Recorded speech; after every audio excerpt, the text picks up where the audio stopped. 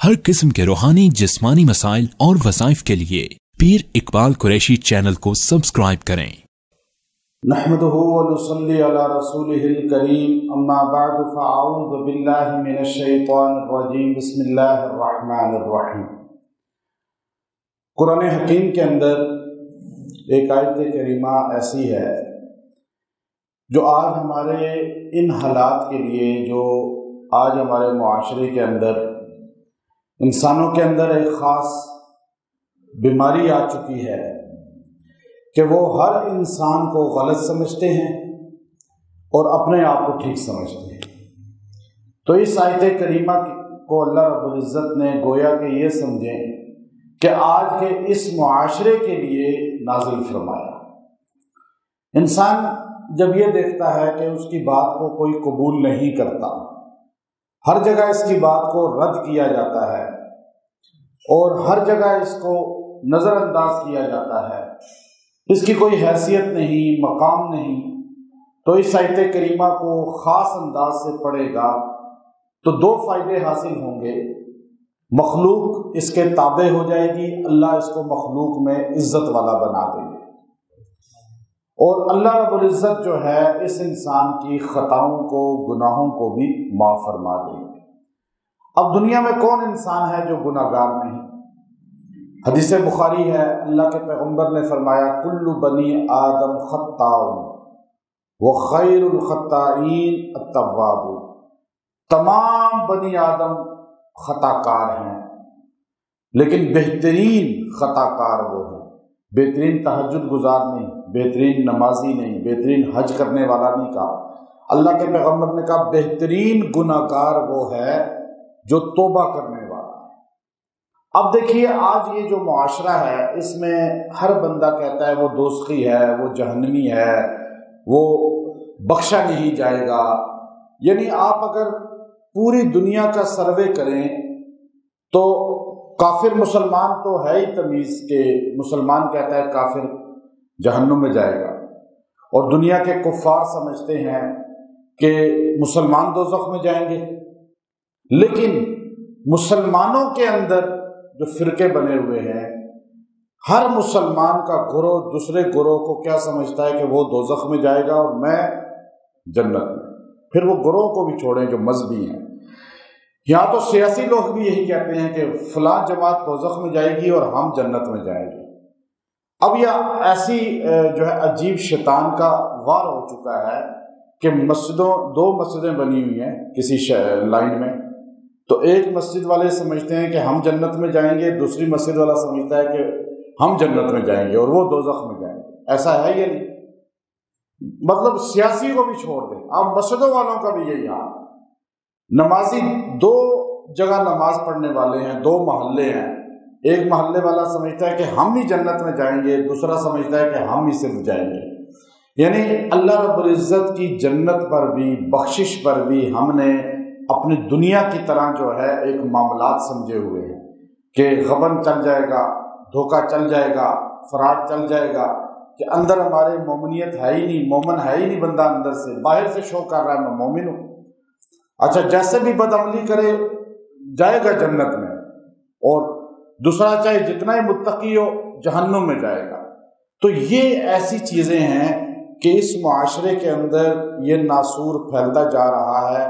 ہم نے جنت کو اور جہنم کو اپنے فیصلوں پر رکھ لیا ہے، ایسا نہیں ہے۔ کیف تحکم ما لکم کیف تحکمون، اللہ کہتا ہے بتاؤ تم کیسے فیصلے کر رہے ہو، خود ثالث بن رہے ہو، خود ہی جج بن رہے ہو۔ اور اب یاد رکھیں یہ جو آیت کریمہ میں نے آپ کو ابھی بتانی ہے بڑی مختصر ہے، قرآن کے پاک کی آیت۔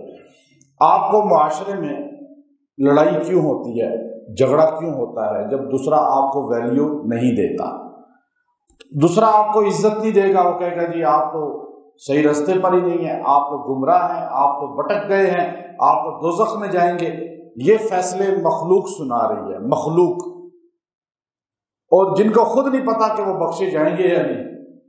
لیکن اللہ کا قرآن کیا کہتا ہے، وہ آیت کریمہ غور سے سنیے۔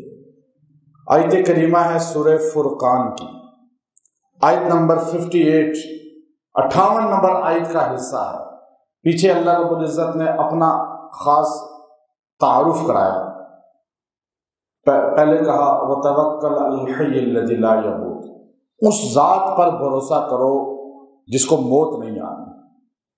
یعنی اللہ کتنی بڑی بات کر رہا ہے کہ تم اپنی ذات پہ بھروسہ کرتے ہو، اپنے قائد پہ بھروسہ کرتے ہو، اپنے لیڈروں پہ بھروسہ کرتے ہو، اپنے بنائے ہوئے بڑوں پہ بھروسہ کرتے ہو جو مر چکے ہیں، جن کو موت آنی ہے، اور تم ان کی خاطر جو ہے لڑ رہے ہو آپس میں. وہ تو چلے گئے دنیا سے، اب تم کیوں لڑ رہے ہو؟ یہ پیچھے خاص تعارف کرایا. آیت کے ترجمے کو دیکھیں آپ.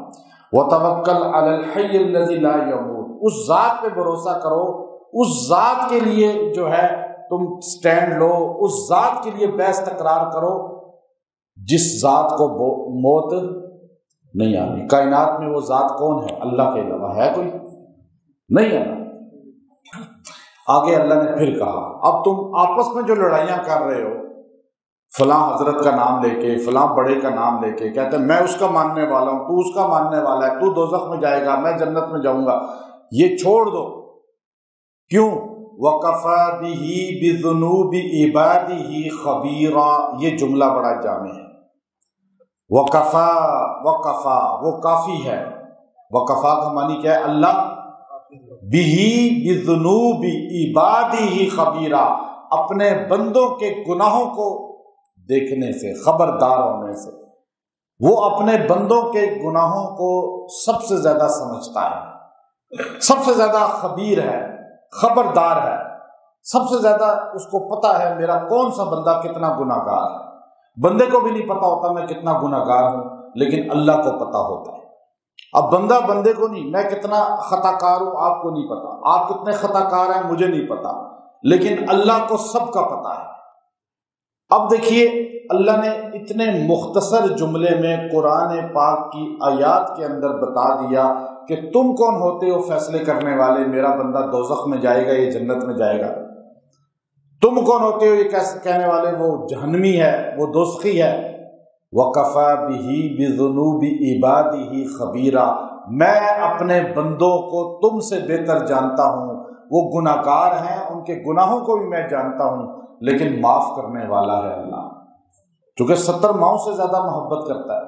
اب یہ آیت کریمہ کی مختصر میں نے آپ کو بتائی، چونکہ قرآن پاک کی ایک ایک لفظ کے اندر اتنی تسلی ہے کہ بندہ سمجھتا ہے کہ میں بخشا گیا قرآن پاک کو صحیح طرح پڑھیں تو. لیکن ہم چونکہ قرآن پاک کی چند آیات کو ہی درس میں لوگ سنتے ہیں، وہی سنتے آ رہے ہیں، تو اس لیے میں قرآن پاک کی مختلف آیات کو اس طرح پیش کر کے کہ اصل میں ہمارا تعلق کس سے مضبوط ہونا چاہیے؟ اللہ سے. اب یہ آیت کریمہ عزت دلاتی ہے. آپ یہ نہ سوچیں کہ گناہ گار ہوں، خطا کار ہوں، بخشا نہیں جاؤں گا، بخشے گئے. یہ آیت پڑھ کے جو جتنا بڑے سے بڑا خطا کار کیوں نہ ہو، یہ آیت 3 بار پڑھ کے اتنا جملہ خالی وَكَفَى بِهِ بِذُنُوبِ عِبَادِهِ خَبِيرًا. پہلے آپ سارے پڑھ لیں وَكَفَى بِهِ بِذُنُوبِ عِبَادِهِ خَبِيرًا. اب دیکھیں کتنی آسان ہے. کیا معنی ہے؟ وہ ذات اپنے بندوں کے گناہوں کو صحیح جانتی ہے. اب جب آپ یہ آیت پڑھیں گے تو گویا کہ اپنے گناہوں کو آپ نے تسلیم کیا، تو آپ اللہ کے حضور جب یہ 3 بار آیت پڑھ کے جو ہے استغفار پڑھیں گے، گناہ سارے معاف ہو جائیں گے. صرف 3 بار یہ آیت پڑھیں، 1 بار استغفار پڑھ لیں، گناہ معاف. پھر آپ چاہتے ہیں معاشرے میں عزت ملے، معاشرے میں آپ کو مقام ملے، معاشرے میں آپ کو جو ہے مرتبہ ملے، تو اللہ رب العزت کی اس قرآن پاک کی آیت کریمہ کو آپ 11 مرتبہ روزانہ اس حصے کو پڑھ لیا کریں. آپ پڑھ کے صبح 11 بار آپ جہاں مرضی جائیں، جس کام کو اختیار کریں گے اللہ اس کام میں آپ کو عزت دے گا، کیونکہ انسان کا تعلق خالق سے صحیح ہونا چاہیے. جیسے آپ دفتر میں نوکری کرتے ہیں، آپ ساری دنیا سے ٹکر لے لیں لیکن اپنے باس سے ٹکر نہیں لیتا نا بندہ، اس کے سامنے دب کے رہتا ہے، ہوتا ہے نہیں ہوتا. تو ہم سب کا باس اصل تو اللہ ہے نا، خالق. ہم اس کی ذات کے سامنے جھک جائیں تو ساری دنیا ہمارے سامنے جھکنا شروع ہو جائے. لیکن ہم کیا کرتے ہیں؟ ساری دنیا کے آگے جھکتے ہیں، اس کے آگے نہیں جھکتے. یہ خامی ہے نا. تو آپ ایک چھوٹی سی مثال دیکھیں کہ آپ اتنا بڑا آفیسر ہوتا ہے گریڈ 20 کا، لیکن وہ 21 گریڈ کے اپنے بڑے آفیسر کے سامنے یہ جھکتا ہے نہیں جھکتا؟ باہر وہ سب کے سامنے آ کرتا ہے، اس کی ٹور دیکھ کر کہتے ہیں جی اتنا بڑا آفیسر، لیکن اندر وہ اپنے بڑے کے سامنے دبتا ہے۔ تو ہم سب کا بڑا، نبیوں کا بڑا، ولیوں کا بڑا، صحابہ کا بڑا، کل انسانوں کا بڑا کون ہے؟ تو اس کے سامنے جو جھک گیا تو پھر وہ ساری دنیا کے سامنے اکڑ سکتا ہے، لیکن جو اس کے سامنے نہیں جھکتا پھر وہ سب کے سامنے جھکتا ہے۔ تو اس لیے اس آیت کو پڑھنے والے کو اللہ تعالیٰ اٹھا دیتے ہیں، عزت دلا دیتے ہیں۔ جو روزانہ 11 بار پڑھے گا، 58 آیت ہے سورہ فرقان کی، اللہ اس کو معاشرے میں عزت دے دے گا، گناہ اس کے معاف کر دے گا، اور اللہ اس کو مرتبہ دے گا۔ وآخر دعوانا الحمدللہ رب العالمین۔